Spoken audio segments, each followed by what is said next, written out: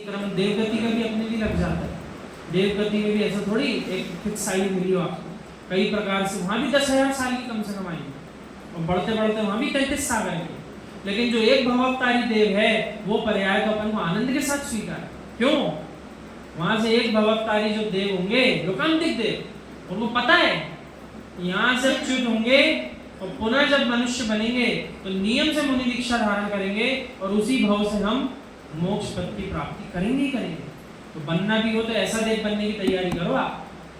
श्रावक अवस्था में भी यूं कहा है, यदि सच्चा श्रावक है उसने व्रत भी स्वीकार कर रखे हैं, समाधि मरण कर लेगा तो 7 भव के अंदर वो भी मोक्ष चला जाएगा।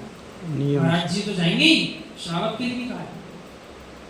और वीतरागी श्रमण महान तपस्वी यदि कर्म जल्दी जल्दी चढ़ा ले, समाधि मरण भी हो गया तो 3 भव जो है, 2-3 भव कहते हैं, 3 भव में भी तीसरी भव में चले जाए, ऐसा भी हो जाए तो कितना आनंद का विषय।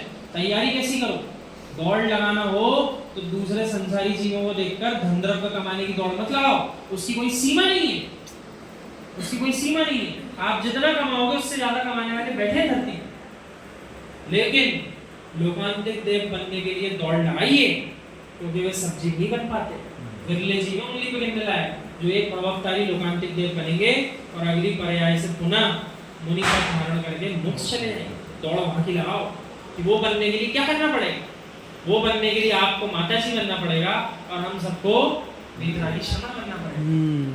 वो करना पड़ेगा। अब तो भोगना ही पड़ेगा, चाहे रोकर भोगो चाहे हंसकर भोगो। अब आप बताओ हमें, नरक में हंसी कौन को आएगी भोगते भोगते? किसी को नहीं आती। रोकर ही भोगेगा जीव वहां।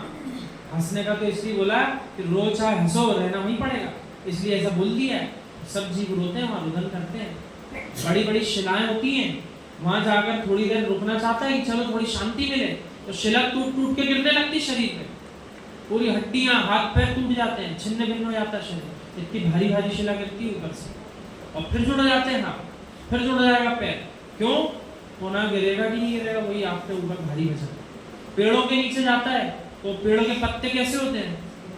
तलवार के बाण खड़क तलवार के समान। जैसे ही एक पत्ता गिरेगा, जहां गिरा सिर के ऊपर, तो वहां से 2 हिस्से कर देगा आपके शरीर।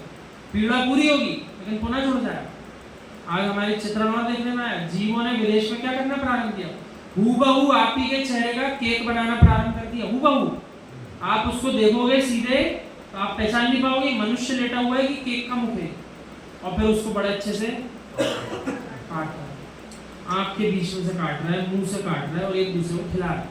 आप देखो भाव कैसे चल रहा है उसके पीछे। मनुष्य की आकृति पूरी हूबहू बनाई, जैसा आपका मुख है वैसे ही केक बना कर देंगे आपको विदेश। और फिर आप उसको अपनी हाथों से दूसरों के हाथों से कटवाओ और फिर एक दूसरे को वही मुख अपना खिला रहे हैं। तो भावना कैसी चल रही है आप ही देखो। ऐसी जीव को क्या करना है? अच्छा, जब आयु कर्म आपको मिला मनुष्य गति का, उसको भी बर्बाद करने में लगे हुए। और एक तरफ आप सब हो, सारे लोग खरीदारी कर रहे हैं, आप सब फुकट हो सब यहाँ घर बैठ गए, कोई काम नहीं है आपके पास, आपके पास खरीदने के लिए कोई जगह नहीं है, इसलिए आप यहाँ बैठते सारे लोग।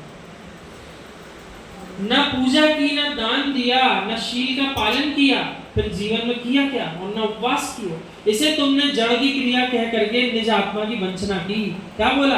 अरे तो जड़ की क्रिया है, शरीर का काम है, ये करके क्या मिलेगा? कौन पूजा करे? नहीं जाएंगे तब भी तो काम चल रहा है। उपवास नहीं करेंगे, एकासन नहीं करेंगे तब भी तो काम चल रहा है। जाकर करने से मिलेगा क्या? ऐसा कह के करके मिली हुई इस मनुष्य पर्याय को भी समाप्त कर दिया। अब मौका मिलने वाला नहीं। अब जब नरक पहुंच गया तो लगता है हाय हाय मैंने क्या किया था। निश्चय धर्म को समझ नहीं पाया, व्यवहार धर्म को कर नहीं पाया। परिणाम ये हुआ कि नरक के द्वार पर मुझे आना पड़ गया। कहाँ आना पड़ गया? नरक के द्वार पर मुझको आकर खड़ा होना पड़ गया। वस्तु स्वभाव को समझता, वस्तु तत्व को समझना। नरक जाने के लिए बहुत कुछ करना पड़ेगा, लेकिन भगवान बनने के लिए सब काम छोड़ के कुछ नहीं करना पड़ेगा। भगवान बनने के लिए सारे काम छोड़ना पड़ेंगे और नरक जाने के लिए बहुत सारे काम करना पड़ेंगे। अब समझदारी इसमें, सारे कामों को 2 विराम और धीरे धीरे शांत चित्त भगवान जैसे पद्मासन में बैठना प्रारंभ करो। ऐसा बैठना सीखो। उस समय कुछ काम नहीं करना, कोई शुभ क्रिया भी नहीं करना, मात्र 2 मिनट 5 मिनट जितना आपकी योग्यता हो उतना समय निकाल करके शांति का वेदन करना। ऐसे होते हैं सिद्ध भगवान, कुछ नहीं करता, विराजमान रहते। विश्वास रखिए, करना सरल है, कुछ नहीं करना बहुत कठिन है। जैनेश्वरी दीक्षा इसी के लिए लेना पड़ती है ताकि अब जीवन में कुछ नहीं करना पड़े। वो क्यों आनंदित है? सब कुछ छोड़ के इसलिए आनंदित है, ना तो अब भोजन बनाने की चिंता, ना भोजन की सामग्री कमा करके इकट्ठा करने की चिंता, ना पानी छानने की चिंता कहीं जाकर के, ना कुएं से पानी भर के लाना है, ना कहीं भगवान का अभिषेक करने जाना है, ना पूजन करना है, और कोई क्रिया नहीं करना संसारी, ना कपड़े खरीदना, ना सिलवाना, कुछ नहीं करना। और कुछ नहीं करने के लिए जैनेश्वरी दीक्षा ली गई। आपको कुछ नहीं करना था, भगवान बनना था, इसलिए आपने वीतराग श्रवण फल अपना करके जैनेश्वरी दीक्षा को धारण किया था। ये उसका रीजन है। करने के पुरुषार्थ